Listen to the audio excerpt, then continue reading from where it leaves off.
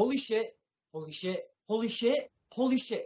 Oh my God, I know I cuss a lot. I got a potty mouth, but hey, first off, my show, I don't care.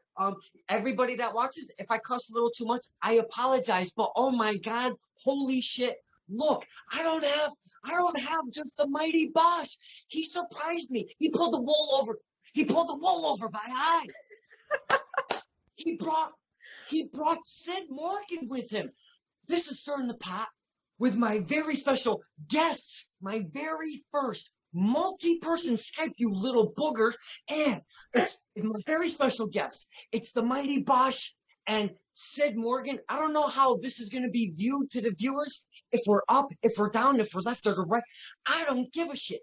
I'm not on cocaine. I'm just so amped up. This is my first multi-person stirring the pot via Skype. Thank you so much for both of you coming on. Thank you. Thank you for having us. This is something fun to do during the quarantine. I know that was a long-winded introduction. I can't breathe very well right now. You guys flipped my shit by both. Poof! I go, holy shit, they're Syd. And I was like so pleasantly surprised. I am so glad you can join all this little soiree of what we do is we pull back the curtain. Sometimes, there's a curtain. Sometimes there's, a drawstring. Yeah, you never know. But anywho, what we like to do is give the fans a perspective on behind the mighty Bosch, if that's your real name, and behind Syd Morrigan, if that's your real name. But hey, you don't have to tell us if you don't want to, because we don't need to know everything. So, how are you guys doing through this whole Kincaid thing? I digress. How are you guys doing? You guys are good, right? Yeah. Yeah, getting along, little stir crazy. We're combating boredom with stupid things like putting out wrestler bingo. Wrestler bingo? Yes, sir. Yeah, we posted on our page. It was things that wrestlers are doing while quarantined. How come I didn't see this? Because I follow you guys quite, I try to keep the eye on the pulse, and I usually stalk your page. Damn, I usually follow your pages. How did I not see Wrestler Bingo? Probably because Facebook algorithms are stupid, and we put it out last night, so it probably didn't pop. But you're not the first person to say that when following the page, they don't get to see the content. So who knows? That's technology for you, man. That's beyond me. Well, I usually use that whole social media thing almost as a closer, not all the time, but since we're on that subject, why don't you tell the fans that aren't familiar with the mighty Bosch and Syd Morrigan, hey, flipping shit, you're both here, that give the fans a little direction on the social media where they can find you both. I'm going to turn that over to the manager. Because that's what they do. We're on Instagram, Twitter, and Facebook. It's either under Mighty Bosch or Mighty Bosch Wrestling. Like, it's one or the other for the usernames. So it's pretty easy to find. The big thing is make sure it's BOSCH, not BOOSH, because that's a British guy. It's a British show. That's not even me. There's a British comedian who had a show, and he uses the moniker the Mighty Boosh. Started after Bosch was around. If I ever call you the Mighty Boosh, I'm apologizing now. Right. The Mighty Boosh, amazing. Sorry, Hey, look, I was wrestling back in the 90s. That guy came out, and all of a sudden, everybody cut a promo on me about being the Mighty Boosh. It was a thing. Oh, my God, that's golden. Hey, maybe down the road, before we let you go, maybe you could tell us a story or two, because we like to share with the fans shit that we would never hear just hanging out and talking to you guys at the merch table. Some little antidote. Maybe we'll get into that later, but we want to know. First off, I'm from Connecticut, and for you guys that don't know, if I'm not mistaken, because I have just met the Mighty Bosch and Syd Morrigan for the very first time, and the only time so far, at Lone Survivor 2, and holy fuck, what a show that was. You guys came to the right show to check out Test of Strength. And we're going to get into somebody very specific to you, Mr. Mighty Bosch. Oh, I got something specific to you. But I digress again. But you guys showed up. We met. We had a good time. Lone Survivor 2 was crazy. First off, where are you guys from? So I'm actually from Western Mass. That's the funny thing. Lone Survivor 2 is literally in my backyard. Like, I'm 10 minutes from there. Well, I'm from the realm of the unknown, but I base out of Rhode Island. Oh, the realm of the is that how you're announced? That's how I'm announced. I'm from I from back in the 90s. I am a knight from the realm of the unknown. That's a thing. But it's very hard to. It's very, very, very difficult to get bookings in the realm of the unknown. So I have to base here on this plane. So I base in Rhode Island. Well, it seems that the Mighty Bosch. Oh no, I'm sorry. It seems that the Mighty Bosch has a little backstory, and maybe we can dive into that because I like that stuff. So you're based out of Rhode Island, and now correct me if I'm wrong. The Chop Shop would be your kind of area of where you wrestle most. Currently between the Chop Shop and AS220, because I divvy up between RWA and Wrestle Party. I've also worked for RICW, Watch This Fight, and who else have I done? Worked with? In the Chop Shop or elsewhere? In Rhode Island. House of Bricks is out of Rhode Island, or it's not in Rhode Island.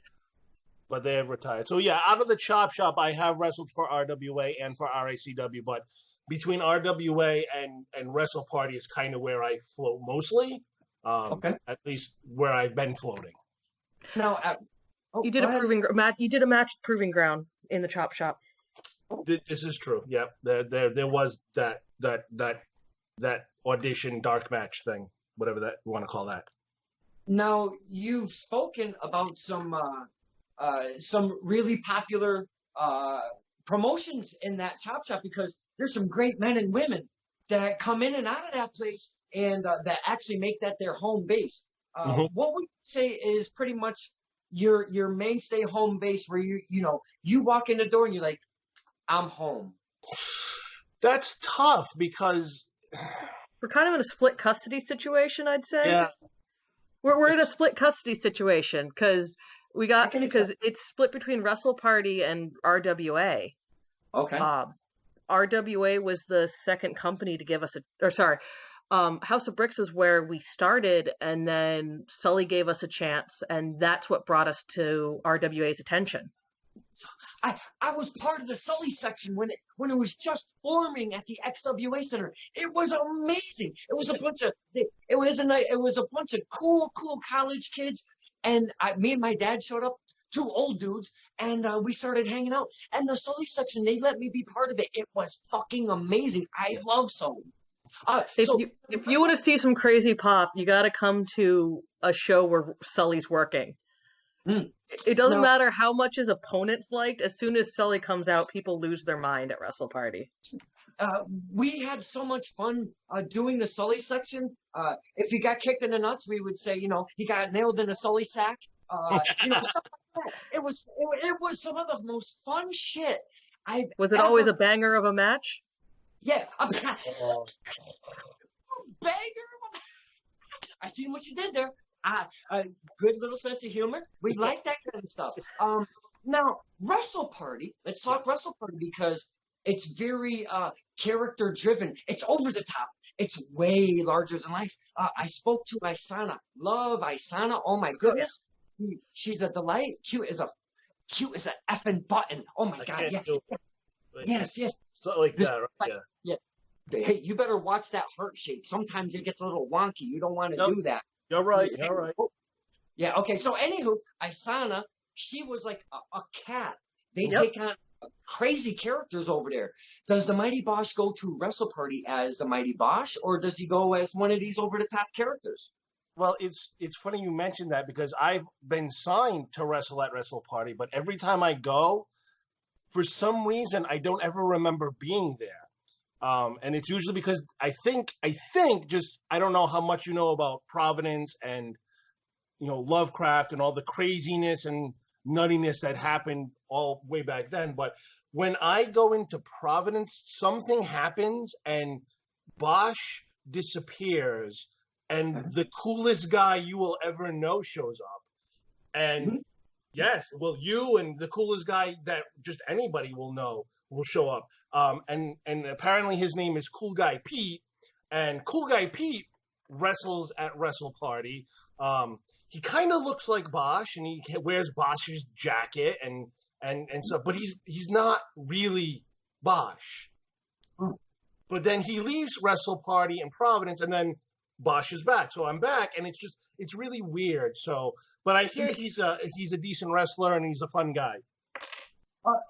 Have you ever gone back and looked at the Wrestle Party footage to see said cool guy, whatever his name is? Have you ever looked back at the footage to maybe just check this dude out? I have seen one match recently. Apparently he's had a couple of bangers. But he had a match against the legit Haas Corinne Mink. I don't know if you've heard of her. I do. I love Corinne Mink, yes. And some guy from Connecticut by the name of Ryan Frost.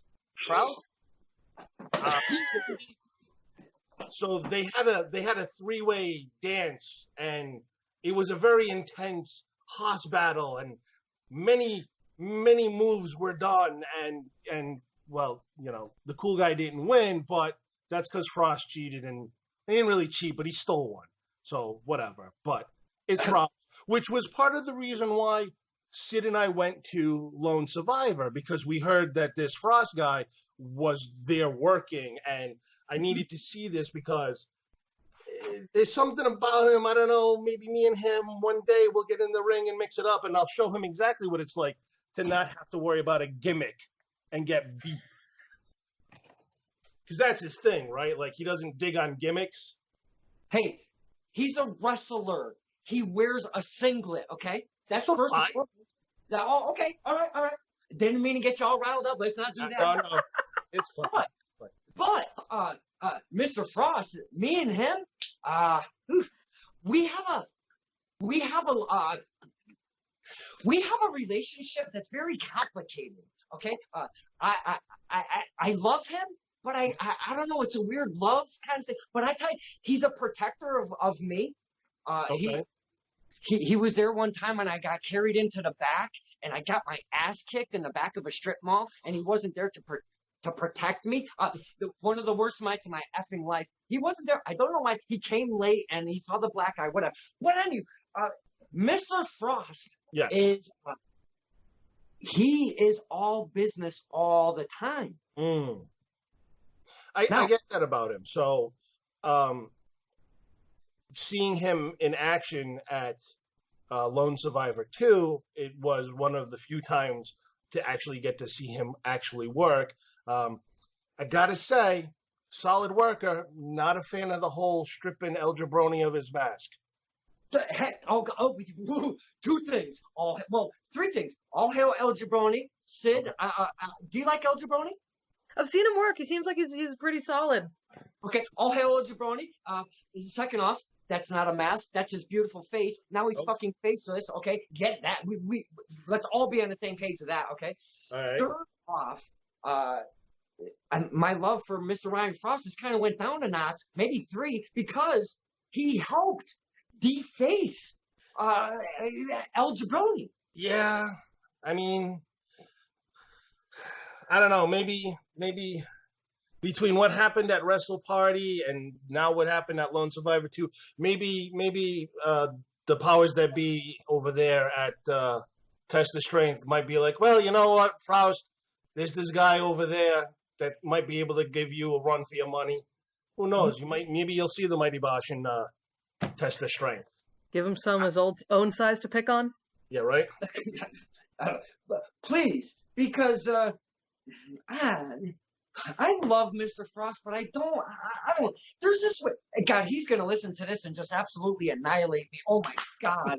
I wish I was drinking moonshine right now, like I was with SOG and Ref Bill. Oh my God, Ref Bill! I made sure I was tanked for. Oh my God, so tanked for Ref Bill. Holy shit! And I don't drink, so hey, that was a fun time. Mr. Frost, TJ Howell III, Drake Evans. They created havoc, and I did not like any of that. Really pissed me off, saddened my heart a bit. Please, Syd Morrigan, what did you think of the Test of Strength Lone Survivor 2? Because you came with the Mighty Bosch. We were all hanging and mingling. What did you think of the event? Hey, it was a solid show. It was great to see people work. So most of what I've seen has been in Rhode Island, so it's almost a completely different talent pool. A couple people from Test of Strength make it out here. A couple of them are starting to work Wrestle Party, but it's neat to see. I like going to different shows. I get to see people I never get to see work before. I get to meet new talent. It's interesting to see what's different in different regions because New England's not that big. But there's a lot of companies, and it's interesting to see what's standard in one versus another. So, and it is, and it's kind of weird because as I've talked to many of the men and women in the industry that have, and again, you guys have been so gracious with your time as of late, and I know we don't have a lot, some don't have a lot to do, but our mindset is kind of wacky right now. So if you guys would come and sit and talk to me and the fans, I mean, it means a lot to all of us. But getting back to the wrestling, when you go from one place to another, it's kind of weird as I've talked to you guys and girls that if you go to one place, it's just a tad different than this place. Or if you go from that place to another place, it's a tad different. Could you describe to the fans what makes it different from one place to the other? Is there something specific? So, one thing is the size of the wrestlers. And it's this weird regional flavor. So at like the Chop Shop, there's a bunch of people taller than me, but a lot of them are like close to my height, and I'm used to being a short person. Where we show up at Test of Strength, and there's a lot of people a lot closer to Peter's size or to Bosch's size. Cool Guy Pete, Bosch. So it's sort of that interesting mashup of like what you have in just the local population. Another big difference is managers. Mm-hmm. So actually, we were sneaky, and you didn't actually see us the first time we were at a Test of Strength show. Yeah, this is true. We were at a Test of Strength training day right before the show you officially met us at. Yep. And it was very interesting for me to go to a show and see that I'd say most of the matches, about 80% of the matches, someone had a manager or a valet. I try not to call them escorts. But where we work, there's myself, sometimes Chad Epic's around, mm-hmm. sometimes Coach C's around, and sometimes Grogan's around. Blaze is around. We don't have that many people who work with managers. And half the people we know who do work with a manager, it's the same one. Because mm-hmm. Kevin Giles works with Chad Epic, Steve Lust and Steve Broad work with Chad Epic. Like, there's not that many managers around in where we work. Mm-hmm. So it's very different seeing that as a dynamic. That's actually a very, and I have to say, very interesting take, because over the course of and wrestling changes in chunks. And if you will say, 5 years or so, every so often, something different changes. No matter if it's promos or move sets or what have you. And the manager has been kind of a lost thing over time. Some utilize it, but if you notice, even in the big companies, that manager is lost. But as you have pointed out, as a very interesting point, Test of Strength is filled with personality and managers. You could put anybody in front of them and they will make them shine without taking away from what they're trying to accomplish. And they do it very well. And Slick Wagner Brown is, don't tell anybody, because I don't like to disclose who's coming up. I got Slick Wagner Brown coming on my show. That's awesome. We'll have to listen to that one. So Slick Wagner Brown, he gives the guys and girls great direction. Mm-hmm. So if you have you talked to Slick Wagner Brown on the side at all? The two times that we have come down, as Sid said, the one time where you actually didn't see us, but we were there because it was the training day 28. I think it was. We were sneaky like moose. Yes, as Sid likes to say. So we met him there, but obviously it was a busy day. And then we talked to him again at Lone Survivor 2 and such like that. And our trainer has actually made mention to us on multiple occasions that we should go talk to Slick because he and Slick go way back. So Test of Strength was definitely one of the places on this, odyssey of continuation that I'm on that we wanted to reach out to and try to get into and everything like that, because it's a different flavor, it's a different mindset, it's a different style, it's very it's, as they say, it's very good to sample different things because you're never going to get better if you keep doing the same thing over and over again. Between the locker rooms, for me, looking at how House of Bricks was run, or looking how RWA is run, or how the Wrestle Party is run, or being able to step into the OCW locker room, or seeing the boys backstage and in the locker room at Test of Strength and Limitless and stuff like that. There's definitely a sense of family and camaraderie, but there's also that edge of competitiveness. But I haven't felt or seen or been privy to anyone who thinks they're that much better than everybody else. Like, everybody tries to help, and even if you don't have that instant connection with them, people are willing to talk with you, and people are willing to go over things with you and not critique, but basically bounce ideas off of it and everything like that. Sid and I got pulled into a UFO show back in February before all this chaos with the Rona and the virus and everything like that happened. And we got put into I got put into a 6-man tag match. Was myself, Big Bear Martucci, and Rob Tuttle against I'm going to forget their names, and I apologize. I just know Sean Leader was one of the guys on the opposite side, and then 2 other gentlemen. I really do apologize. They train with Bell Time.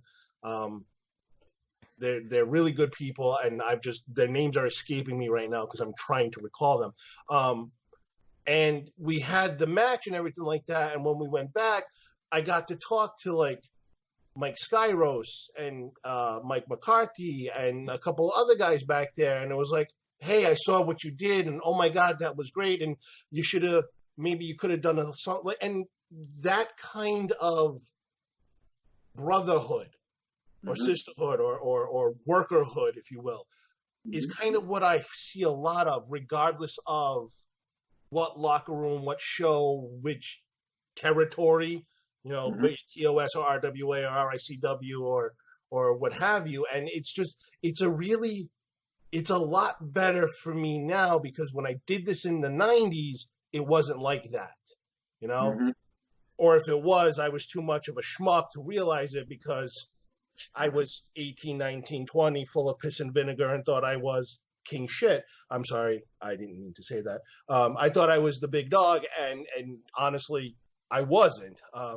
No, I have an image to uphold, and I have a lot of fans that are of the younger age, and try to set an example. No, you're cool. Don't worry about it. Okay. With it, it's your show. It's your show. It just spews out. I am sorry. It's fine. Don't worry about it. It's cool. I'm usually the one apologizing for swearing. So yeah, but we give warning when we make the posts and stuff like that too. And look, it's 2020 at this day and age. Between the internet and the social medias and everything like that, these kids know a lot more than what we did when we were kids. Okay. So, well, I didn't use too many nasty crazy. So it's your show. Don't worry about it. It's good. We could have prefaced with that. That could have helped, Mr. Mighty Bosch. Well, listen. It's as real as it gets. when it's with Don Kincaid and the Kincaid Files. Hey man, you know, because I don't like. I'm no fluffer. I just don't like to put fluff on stuff. You know, I don't like. You know, I don't write nothing down. I don't ask questions and stuff like that. I just like it to be a conversation, almost like between, like we're just hanging out. Yeah, that's cool. I mean, I totally could have seen us doing this at a coffee shop or a bar or something like that, and just going. I get it. I understand. You know, believe me, this is the most interaction I've had in a while. I really appreciate this. Oh, but like one of the things you're saying about like the locker room stuff, like so I am super green. Like I am so new to wrestling, it's absurd. Okay. What? Super green. Yeah. My Fifth Element. I should just stop. But one of the things that I have heard mentioned almost consistently across the board is how someone acts in the locker room. Because there's a lot of guys who are on primetime network wrestling and they've come up through the area. And if you mention them to someone who shared a locker room with you, one of the first things they'll say is how they behaved in the locker room. Right. You know, that person was, you know, down to earth. They're polite, or that person wouldn't even shake my hand. I've heard that as the first thing out of someone's mouth more times than I can count. And heck, when we went up to Limitless to help out, we ring crewed and went to the Trevor Murdoch seminar. And flat out, one of the things Murdoch said was, you know, be polite, because how you behave outside the ring, like that's part of your value. I can definitely understand that, because in wrestling, I've noticed, because I'm not in it, but I've noticed from a distance that burning bridges in wrestling is easy, and trying to get those back is a lot harder. Once those are kind of pushed to the side, and maybe said promoter and you had a falling out over something, you know, totally ridiculous, it's always hard to kind of get back, and it's much easier to just kind of call it quits, or, you know, burn that bridge. So that is it.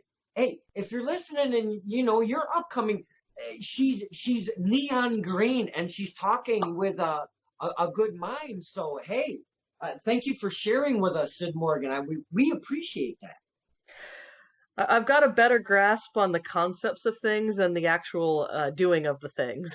Okay.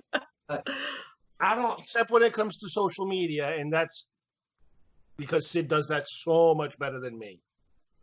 Okay. Well, 9 times out of 10, if there's something posted on social media, it's Syd doing it, not me. Only because I don't get it. Well, that's very evident, sir, because I asked you if you had maybe a couple promo pictures to send me, and I got like Chewbacca, C-3PO, and R2-D2. What the hell was that? I mean, I can only do so much. I'm sorry, Syd, I sent the wrong file again. You see what happens when you let me do things? You were supposed to get 2 Chewbaccas and an Obi-Wan. Now, Obi-Wan, I love Obi-Wan. Yeah. If you know what's really sad is we don't have any good photos from the show we came out as Jedi. Yeah. So I'm sure it's on my YouTube page, and I'm pretty sure it's on the RWA page. But it was the Halloween show, RWA's Devil's Night, and it was me versus one Wildside Devin Baker, and I mean, it was Halloween, and why wouldn't I want to dress up as a Jedi Knight, being that I am a knight from, you know, the realm of the unknown? We didn't just dress up as Jedi. No. We had good lightsabers, but we didn't a custom Introtron that was a customization of the intro to Star Wars. So with the story of the fact, because he had several matches. He had sort of it wasn't a huge storyline, huge feud, but he had a feud going on with Devin Baker in the ring. This was your 3rd or 4th time in the ring against him.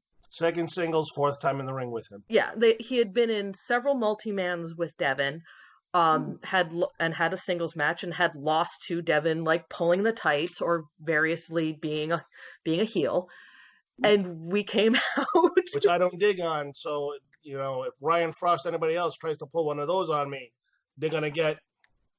But I digress. Continue. And of course, stuff like this, you don't let everyone know you're doing. You get the sound guy and the bookers a permission to do it, and then you just do it. So the lights go out in the shop, and everyone hears the trumpets from the Star Wars intro and the scrolling Tron with like,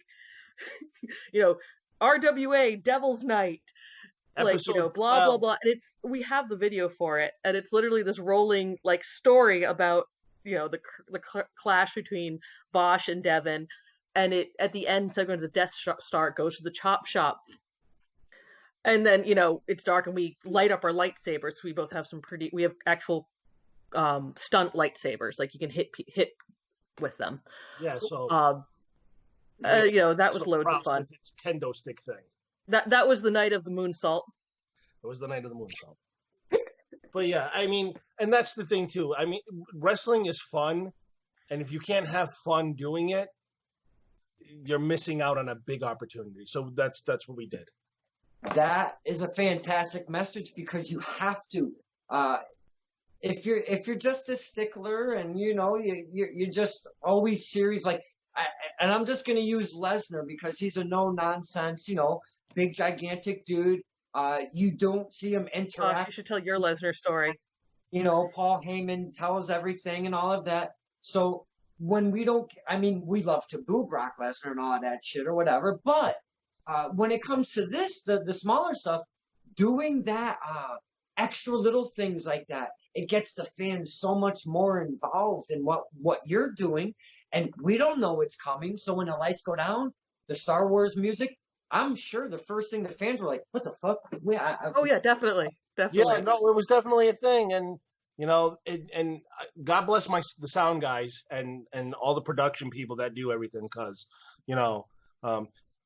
anybody who's listening, if you want to do something like that, just make sure you give your production crew lead up for it, because if you shoot this on them with like an hour before the show, they will probably execute you.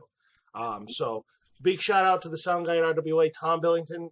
He made it work, and did he make it work? Because we had the scroll and the Star Wars music and everything like that, and then he cut it into my actual entrance music and such, and the lightsabers kicked, and the lights came on, and the place erupted, and it was just so much fun. So, share on your social medias the links. I would love to see that. Just do a little link. I think Syd Morrigan would be better. After those pictures, Syd Morrigan would be better built for that. Yes. Syd will definitely share. Let me just I'll start making a list of things that we want to repost and tag you. So there we go. See, one thing, Syd became my on-screen manager, or my in-car, whatever you want to call it, because Syd ringside manager. My ringside manager, because Syd was actually my outside the ring manager and handling all my promotions and resume sending and stuff like that. And the maestro that is Brickhouse Baker literally just looked at her and went, "You got any gear? Good. Put it on." No, it's funnier than that. It's his first show. It's his first time back in the ring in 20 years, right? I'm new. I've gone to like 2 practices at this point. I know nothing about pro wrestling. I've been watching it for less than a year at this point. I've been to a handful of indie shows. That's it. And it's an hour before show. Do you have anything nicer with you? I'm like, what? No, I'm 4 hours from home. I was like, well, I've got this in my car, this in my car. I've got my motorcycle gear. Yeah, go put that on. And it was like I had no clue what I was doing. Everyone kept telling me I looked like Luna. And I was like, I have no idea who this person is, because I've watched like less than 10 professional wrestling matches, including indie shows. I didn't know anything. So, but with that lack of wrestling history of watching it and being a fan for many years, as most, and probably, well, not all of them, obviously, because I just found one Syd Morrigan. You've been a fan for about a year of wrestling, like on the TV, you've watched it and hit a couple indie shows or whatever. How is it jumping into the wrestling world like that? I mean, it's got to be pretty like a whirlwind got to be going on, no? So at this point, so it's been almost a year since Bosch's first match in his return. Yeah. It's been a crazy year, but and for a lot of real life reasons as well. But yeah, 2 years ago, if you told me I was doing anything with professional wrestling, I've been like, what? Like I think the first time I watched a professional wrestling match was probably like May or June 2 years ago.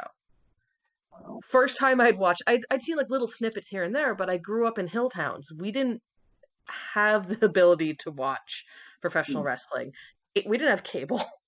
I couldn't watch pay-per-views. I didn't have any access to any of that. Instead, I kind of went a different direction.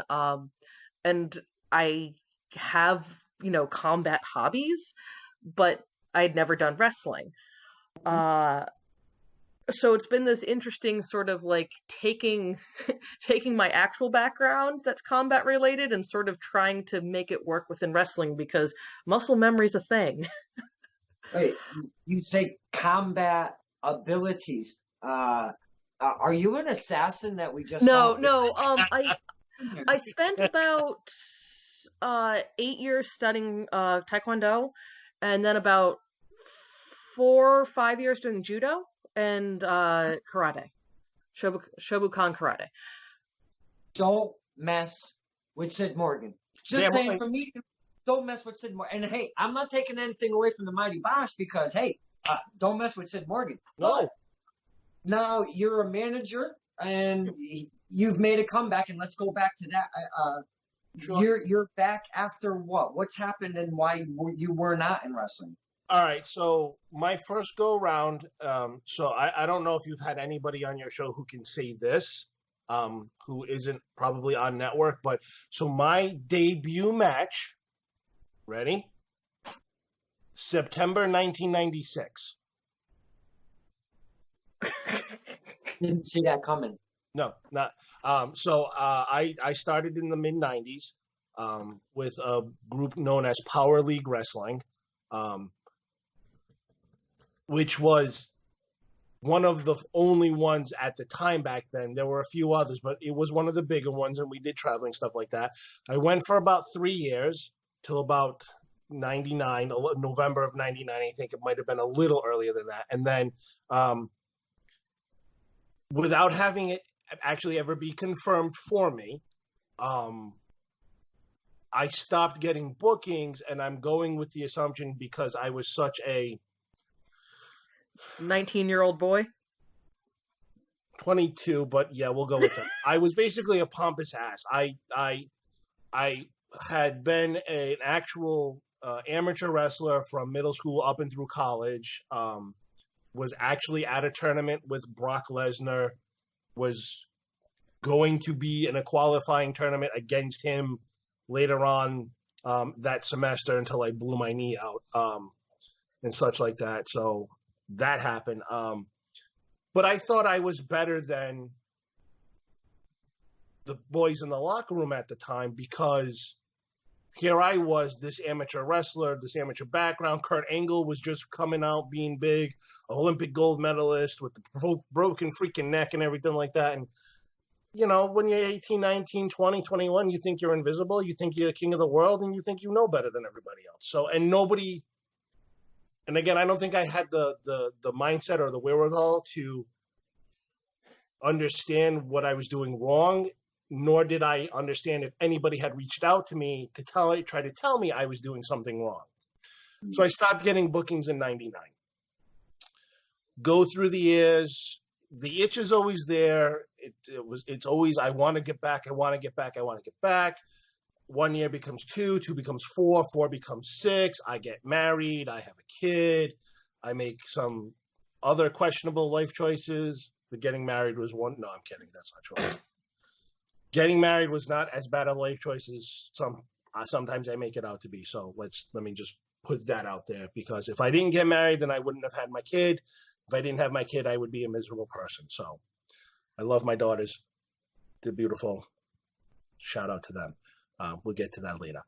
So it became a thing where time passed more and more where I couldn't or was not attached to anyone or anything that still had their toe in the business.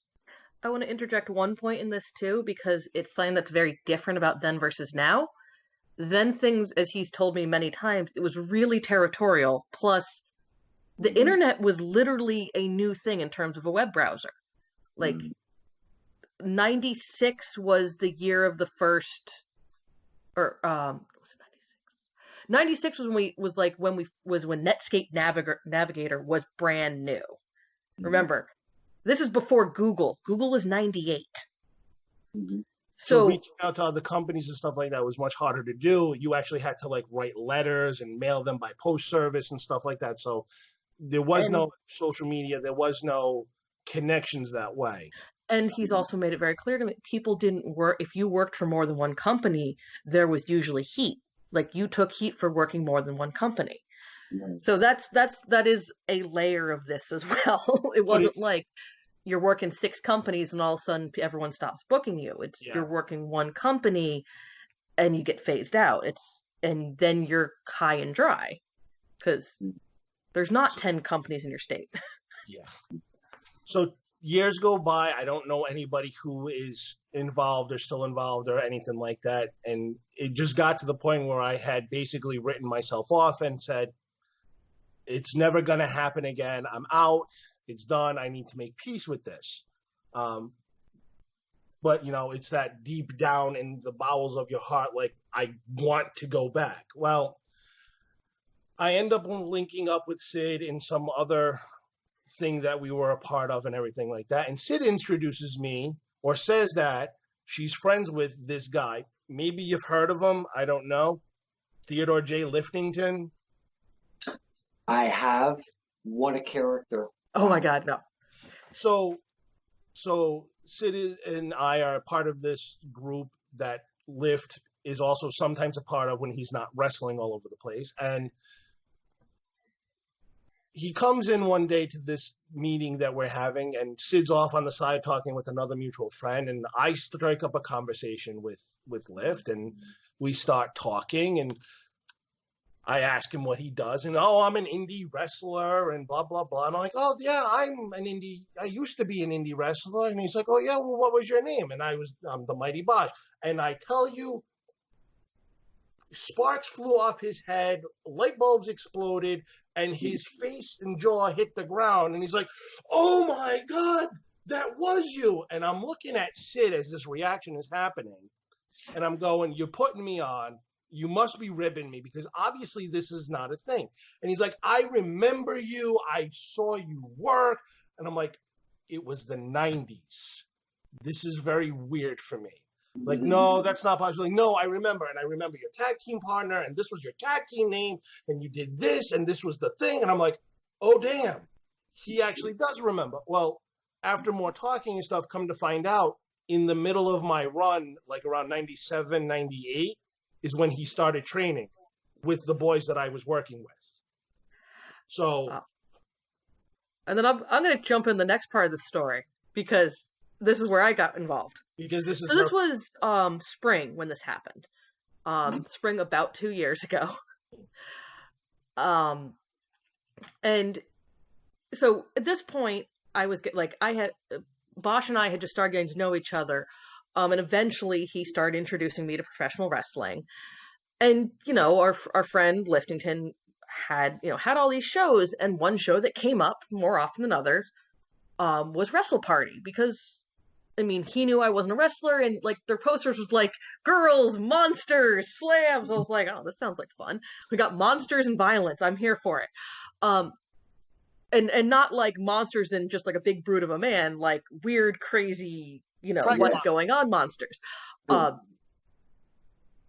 so finally in October, we made it to one of the shows. We made it to a Wrestle Party. And we're there. And this one is literally like, he wants to be in the ring so badly. You can feel it standing next to him. Like, you're not even looking at him. There's just this presence being like, need this. And afterwards, he was like, oh, that was so much fun, but I don't know if I can go again. It's just too painful. Now, Lyft had made mention that, hey, there's, trainings in the area. Maybe we can get, introduce you to people. He's like, no. He's waffling. It's kind of, it's that, you want something, but what if you go back and it doesn't work, right? So he says, no, I can't go back again, but that was amazing. Well, we go back the next month. Again, the same. He's like, I don't think I can go for a while. Life happened. We weren't able to make the December show, and then January the Black Box was being remodeled.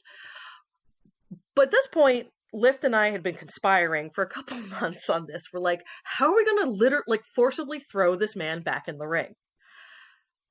So fast forward to we've been telling it's now the winter. We've been telling Bosch about these practices at the Chop Shop run by Brickhouse Baker, and we're at his college friends of Bosch's, old friends, for a Royal Rumble viewing party.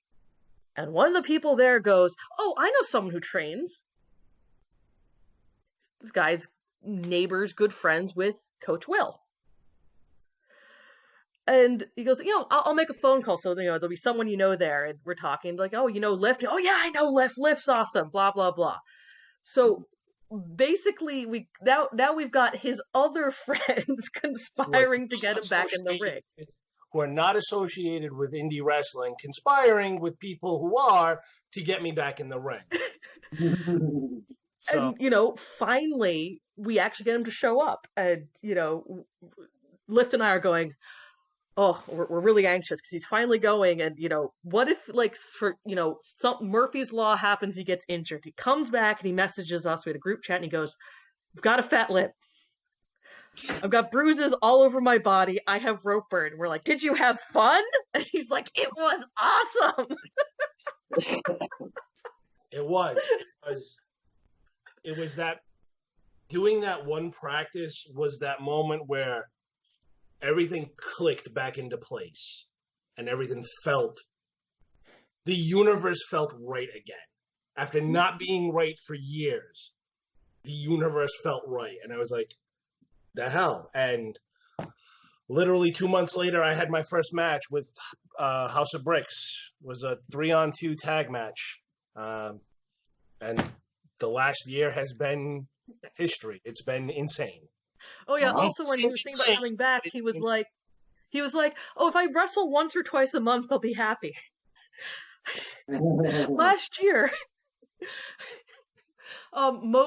once he started wrestling, after the first 2 months, it was more like, okay, we need to schedule a weekend where there aren't any shows, because we had 1 or 2 bookings every weekend. It took off.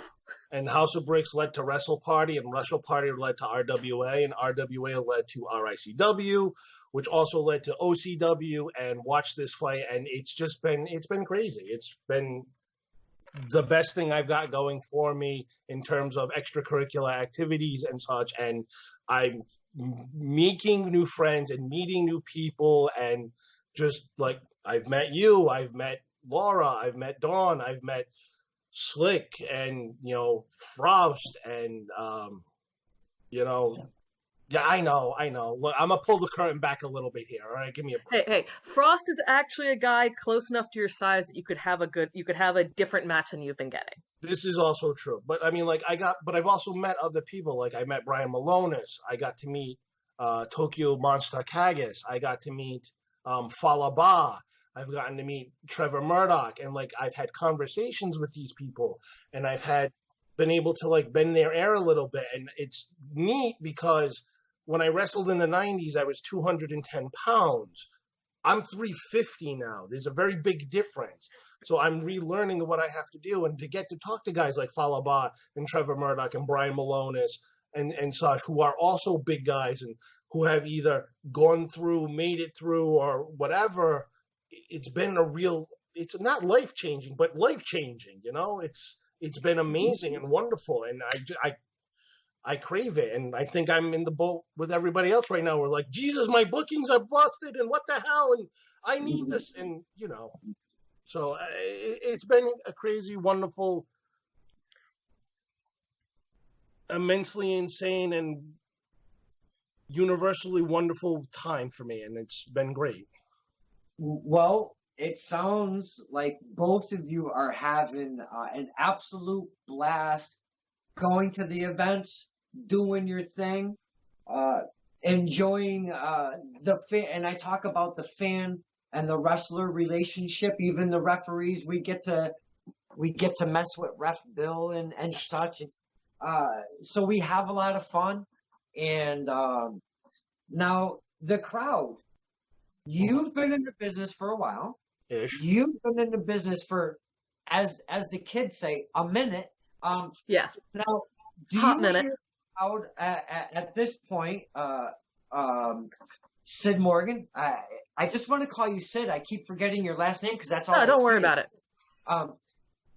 Do you hear the crowd when they react and all of that stuff, or boo or cheer, or whatever goes on behind you, or do you also hear the crowd, Mighty Bosch, because you've been in the business a little bit? Is that something you've adjusted to where you can feed off the crowd and kind of give and take and do all of that whole dance with us?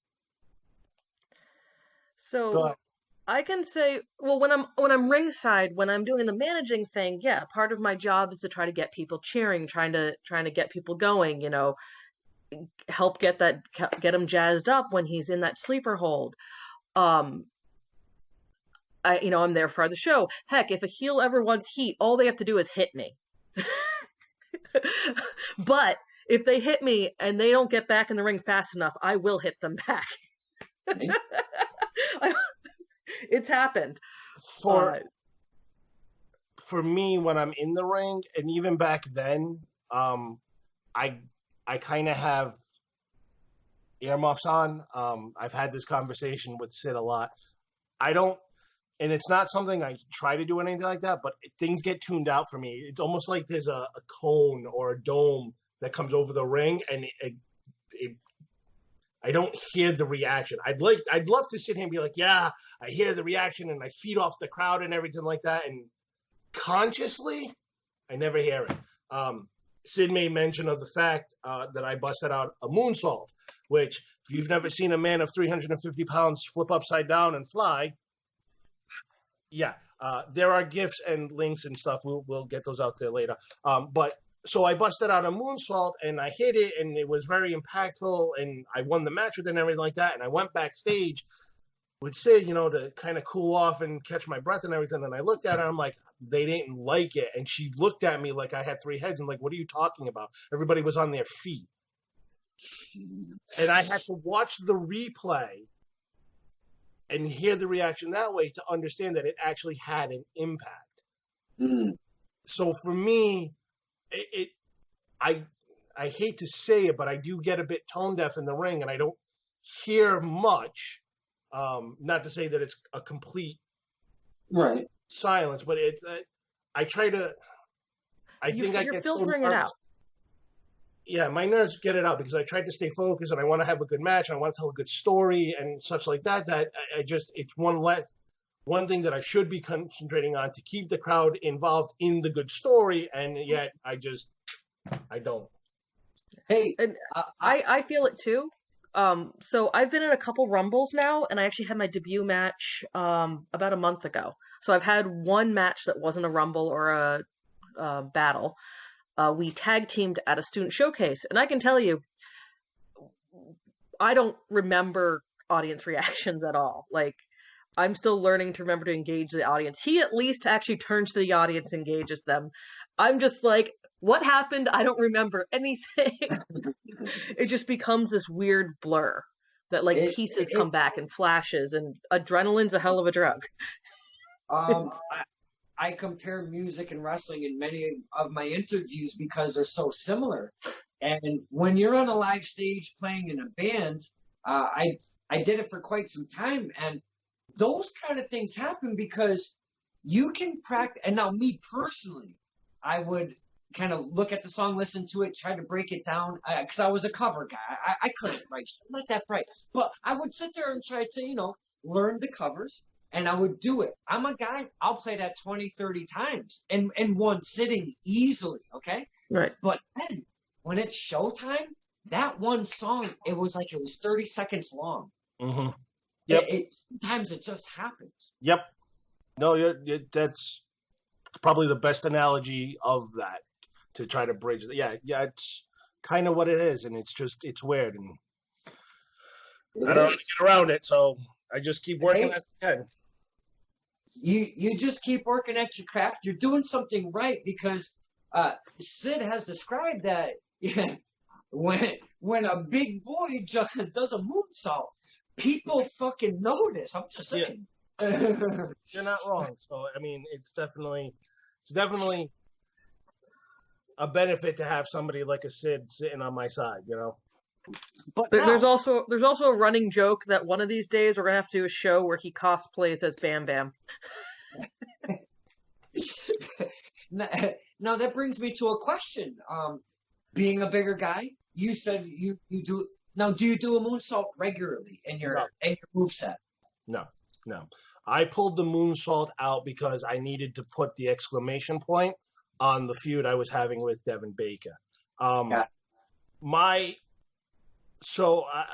of the few things that, as a performer, as a wrestler, that I'm having trouble with is, again, my background, my history, my moveset, if you will, is all based on amateur wrestling, and I'm used to being about 150 pounds lighter. And a technical wrestler rather than a...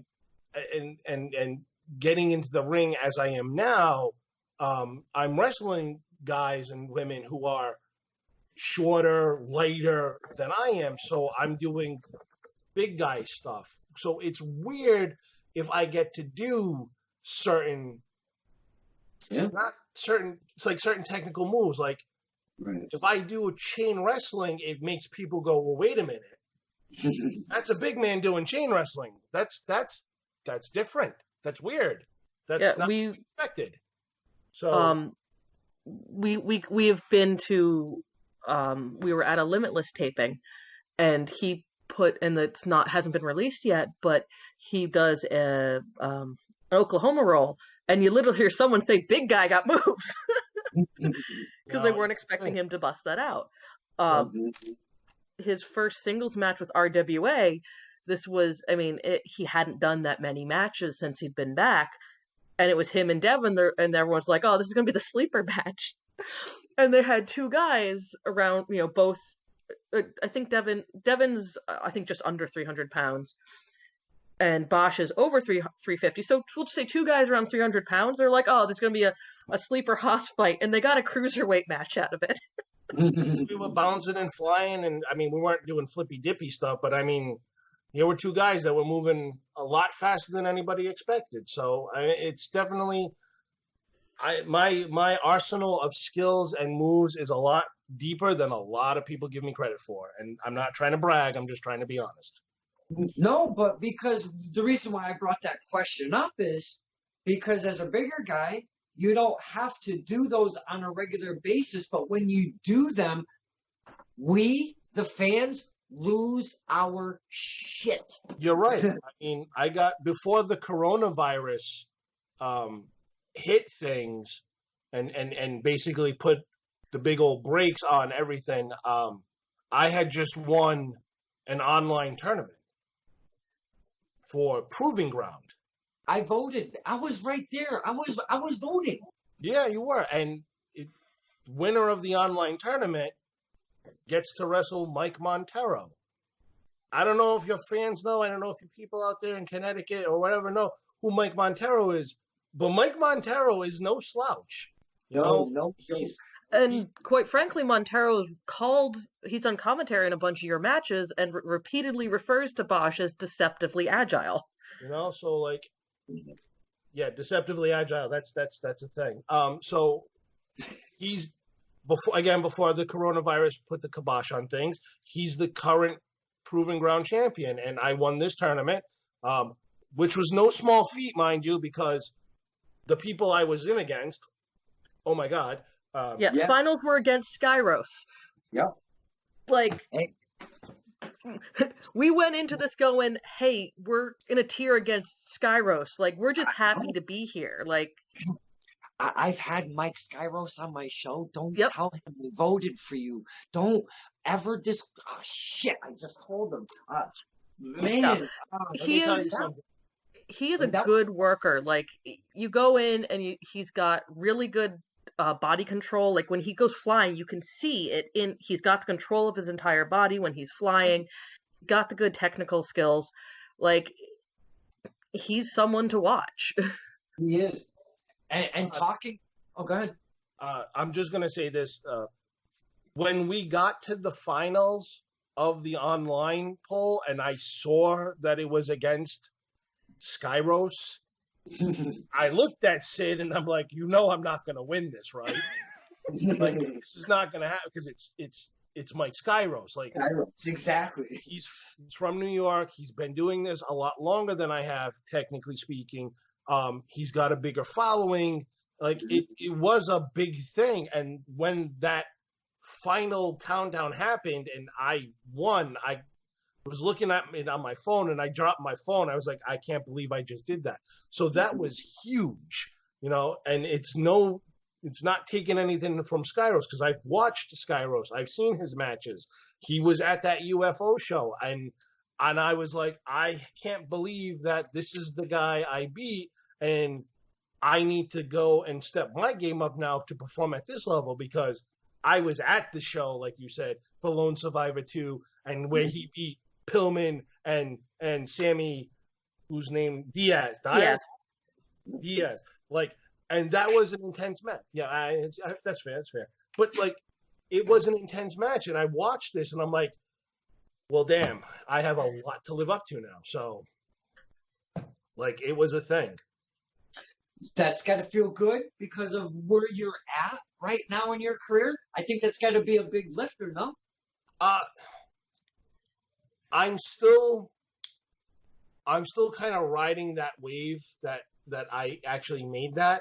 The fact that the coronavirus has kind of stalled out everything right now lets me live on that and not have the reality set in yet. That's okay.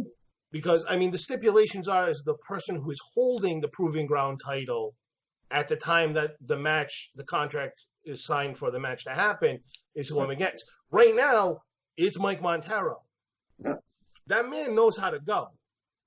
Now, I've had Mike Montero on my show. Mm-hmm. I've also had Todd Graham. You know Todd Graham, Mr. Proving Ground himself. He was on here. And he did a very, very special thing on my show. And I am so grateful for it. He signed the IWTV contract between IWTV and Proving Ground. Yep. Now, you are the number one contender because of that whole online poll. Right. You can be visible to many, many eyes on this IWTV platform. And again, I have wanted to be a part of wrestling for as long as I can remember. My first match was 1980. My first match I went to go see was with my father at the Providence Civic Center. It was 1985, maybe 1984. I really get the dates mixed up and I can't remember it. Main event was Hulk Hogan versus Brutus Beefcake. I still have the T-shirt my father bought me from that show. Like, this is almost a 40-something-year-old piece of memorabilia I have. Like, wrestling has always been a thing, for me and stuff like that. So to say that I have come in and I have done things in the 90s, I was Power League Wrestling New England champion, which now shares a lineages with guys who are on major TV like Fandango and Cesaro. I've been a Power League Wrestling Tag Team Champion, which can be said for the likes of an Anthony Green or a few other guys. Like, it's mind-blowing that my name is a part of that lineage. So the fact that I was off for 20-something years, and then through the universe, fate, the force, whatever you want to label it as, to be able to come back and to My first match back was April 8th of 2019. So my 1-year anniversary of my in-ring return is legitimately 6 days away. Wow. So, well, hey, congratulations. Thank you. So the fact that I have gone from being someone who went, oh, I really want to do this and I really want to get back into it, and I'm only going to do 1 or 2 shows a month or something like that, to trying to trying to schedule time that I actually have time off, to winning an online tournament that gets me to be the #1 contender for a very big title. Like, this is, and it's a year. Like, it's crazy. And you won a title in that time period too. I did win a title as well. Now, do yourself, do Sid, do me, and the rest of the fans a favor.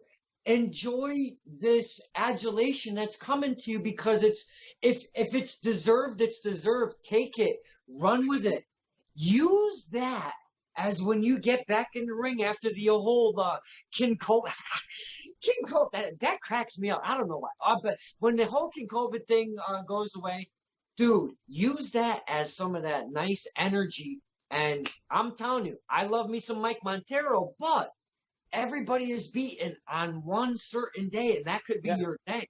You're right, and as Sid is so fond of reminding me, that I need to make sure that the brain weasels don't burrow in deep and make me feel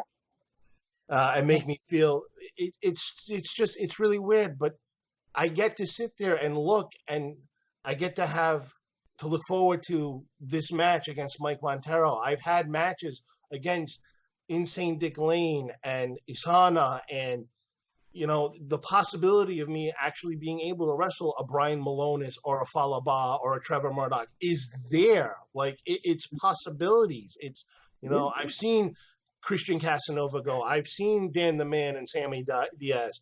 And these are people that I'm like, okay, like, for instance, I'm going to be a little bit of a fan person right now. Ichiban? Number one. Oh my God. Hey. Another secret. I never disclose who's coming on.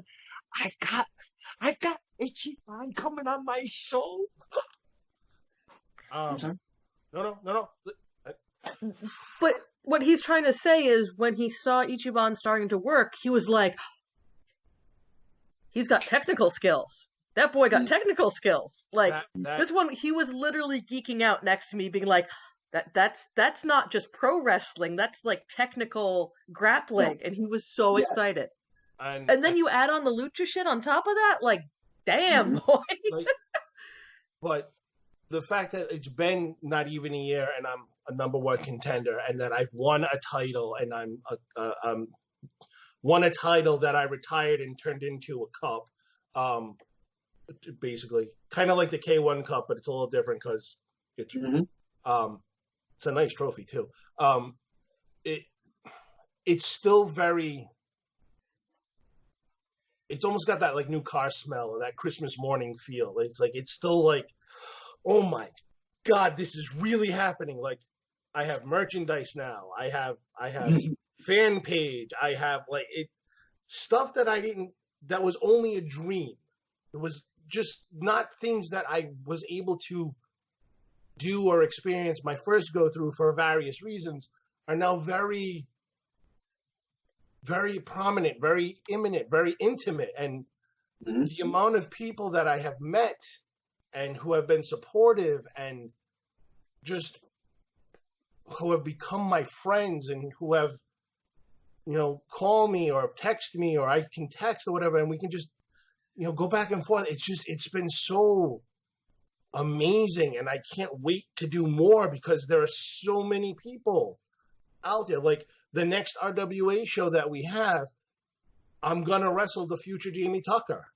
And if that's not something awesome to think about, like, he's the future, I'm the past, and we're meeting in the present. Like, this is a thing. Wow. I get to wrestle for the Proving Ground title. I have hopefully, Slick Wagner Brown has heard of me enough or whatever, and invites me down to do a dojo show or something. Like, there are guys there that I would love to work against. I forget his name. He's got the kid in Playhead. Big dude. I don't like to say his name, but since you need a helping hand, Jay Bricks. Okay, him. Like, yes, he's Jay. a big dude. He's a big dude. Like, I would love to get in the ring with him. And agile. Like, I would love to go toe-to-toe with him. I met a guy in Maine. His name is Eric Johnson. There's another big dude. Like, I would love to get in the ring against him. Do I want to get in the ring with, like, an Anthony Green? Absolutely. But, like, these are possibilities. And I'm excited for them. Yeah, one thing for me is, like, so he's been learning what it means to wrestle as a big guy, because he used to literally be the same size as Anthony Green. Okay.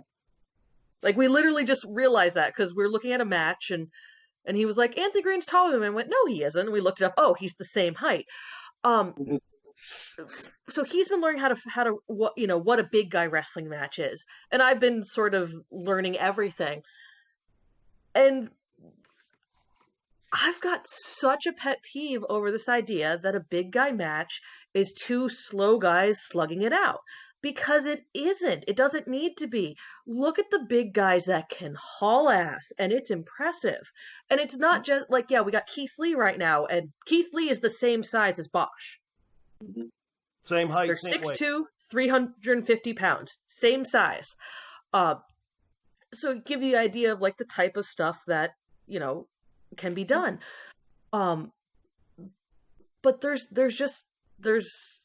a lot of amazing matches where you just see people when they're allowed to go. One of the benefits actually of the whole COVID thing is we're getting to see some wrestlers do some more technical matches. Gulak and Daniel Bryan are doing technical stuff that's like some of the best matches I've seen on WWE lately. There's the first 6-pack challenge, which I think was from the Unforgiven pay-per-view in 96. It's The Rock and Triple H are the small guys in that match. And every single one of them moves. Like, they haul ass, and it's great. There's no reason that big guys can't move or shouldn't be allowed to move in matches. They can do so much more than if you just keep them in that small box. So, Syd Morrigan, your role is a manager. Are you comfortable continuing that role, or are you looking to be more of an in-ring worker? I think my plan is to keep managing, but I'm working on getting in the ring as well. There's no reason I can't do both. I mean, we mentioned Liftington, we mentioned Sully Banger.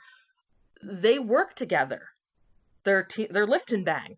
But if one of them is doing a singles match, you will often see the other one ringside with them. So there's still that option in there. When I mentioned my debut match, we actually tagged together. It was a bit of a joke, and we went with a joke gimmick for it because, it was a student show. We had fun.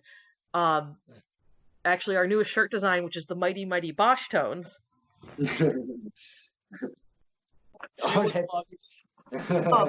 So this was a joke that had been going around for months, and like it took a couple months to get the shirt designed.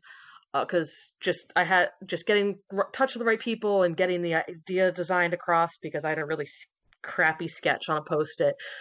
And the student showcase came up, and we didn't tell anyone we were doing it, except we got the okay from the booker, and we told the sound guy. The ref was Mac Madness, who is a huge ska fan, and so he didn't know we were doing this. And he knew we were going to do it at some point and wanted to be part of it. He's like, I will manage you two if you do this. Like, so we didn't tell him. We didn't tell the people we were tagging against. No one in the audience knew we were doing it. So we get announced, coming to the ring from the year 1996, weighing at one horn section, it is the Mighty Mighty Bosch tones. And then Impression That I Get starts playing. Like...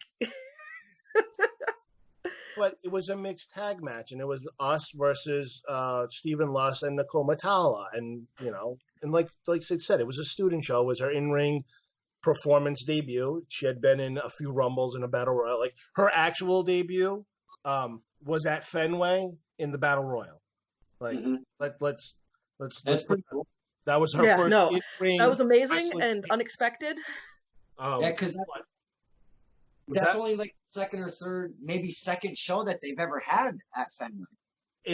over 50, 60 years. And I only know this because the guy who has a very special place in my heart, one legend, can't say he's a living legend anymore because he's not, God rest his soul, Bruno Sammartino wrestled at Fenway Park. And that was huge for me when we were able to do this.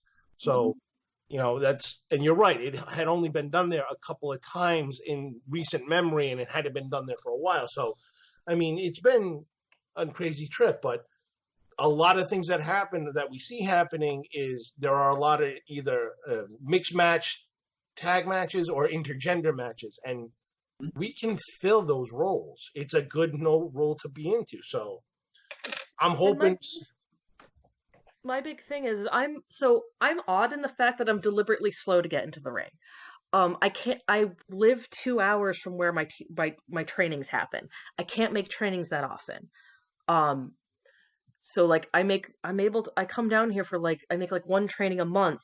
I make whatever seminar I can make or I can attend.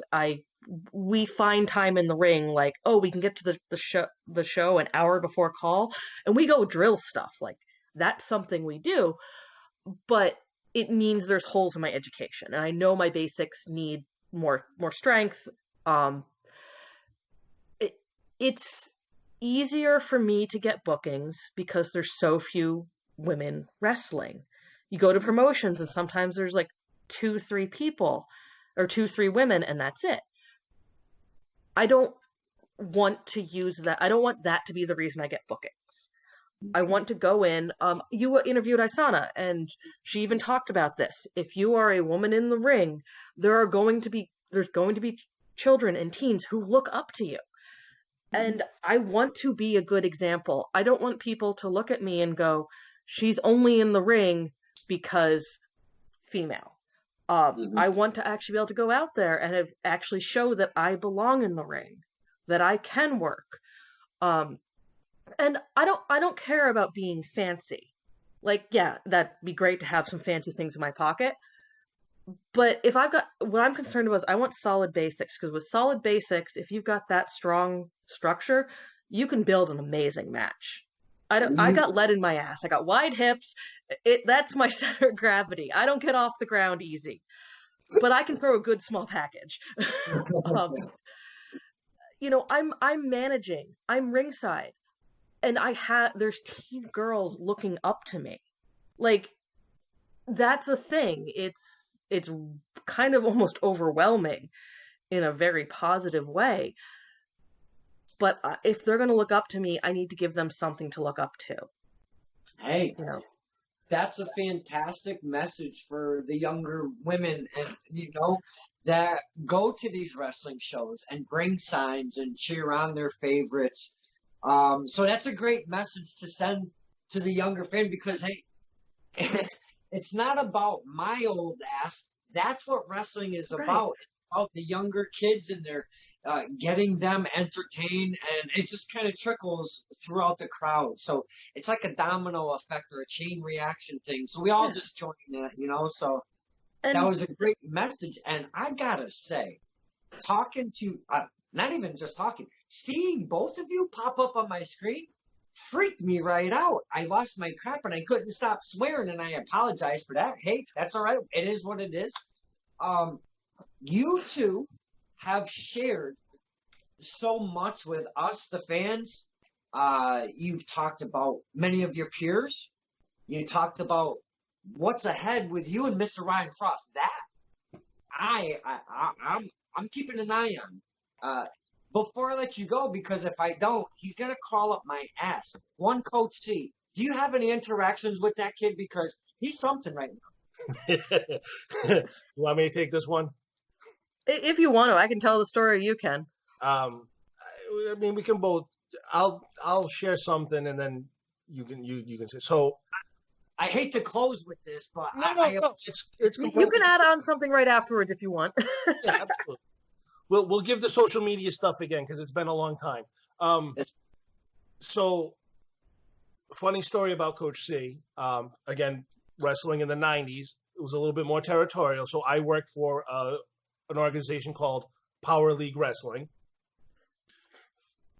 he made mention when he was talking to you that his dad is his dad is a wrestler called the Wolverine. Well, Wolverine and I are contemporaries. We both wrestled in the 90s. He wrestled for the NEWA/RIWA. I wrestled for PLW Power League Wrestling. So we didn't have, it was that Hogan Flair thing almost, where I was this guy and he was that guy. I was never that good. Like, he was their champion. I only hit mid-card status. Let's not make this more than what it is. Like, I was mid-card champion once, and that was about it. And he was their main champion, but we were both tag team champions. So we were contemporaries. And I ran into him at the Chop Shop on the beginning of this return that I'm on and everything like that. And we got to talking and everything like that. And when I debuted at RWA Legacy, which was my first RWA show, I was debuting in the Legacy Rumble, he came out with us. So he sort of skipped a little bit of this. So one thing I'll say about Coach C is he understands, like, he does social media promotions and he puts stuff out for everyone. We had at that point worked House of Bricks, and we had actually also worked Watch This Fight Blue in the Chop Shop. I don't know if he had seen us work. I don't know if Coach C was at the wrestle party we had worked, but he had put a post up saying, "Hey, Mighty Bosch, it'd be cool if I could manage you sometime." And if a kid or a teen goes, "Hey, I want to do something fun wrestling related to Bosch," Bosch is likely going to say yes. It's in his personality. Yeah. We didn't know, like, we knew nothing going in. We're just like, hey, this seems like a nice thing. Like, he's doing a nice thing. So we show up at Legacy and Coach C is there. Cool. People talking. It's decided, hey, you're getting managed this show. Like, it was just like that. He's a good kid, and he definitely has the heart for the business.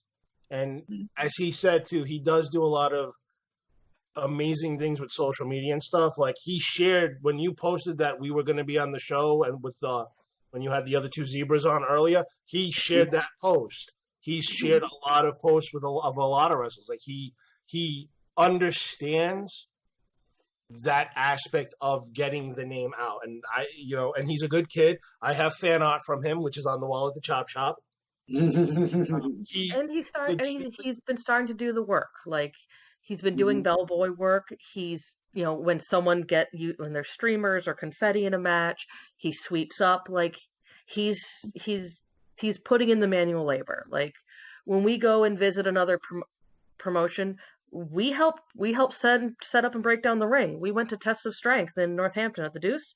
We helped break down the ring. We didn't have to, but that's what we do when we go to a show. Like, so he's definitely a good kid, and unfortunately in Rhode Island, you have to be 16 to physically train legitimately. So, I mean, he's got his dad to help him with some stuff, and that's a plus and everything like that. But he's definitely he's a good kid, and he's got the mind for the business, and he only coached me that one time because he's a little bit on the shady side of things. Because, he doesn't, supposedly doesn't pull people's legs out from underneath them or anything like that. And that's not my deal. But overall, he's worth it. He's a good kid. He's definitely solid.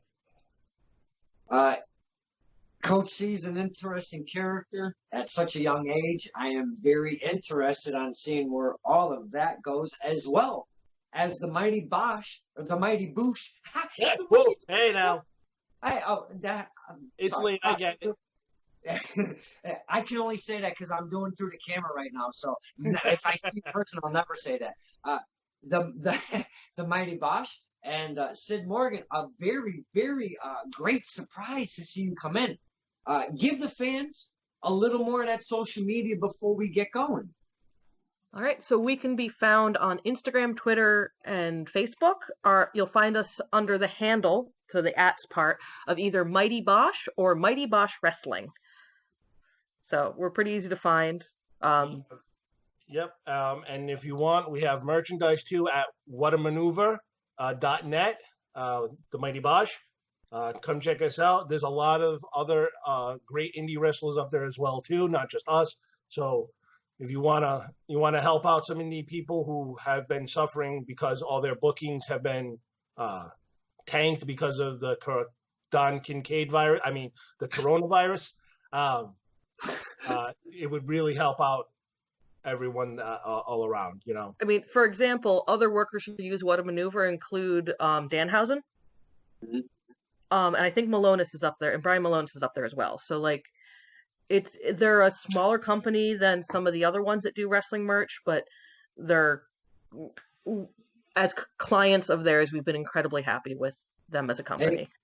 As long as you find good relationships for merch, that's a big plus. You need those relationships for merch. They're responsive. They saw our design for the Bosch tones. They're like, when can we sell this? Because we love it.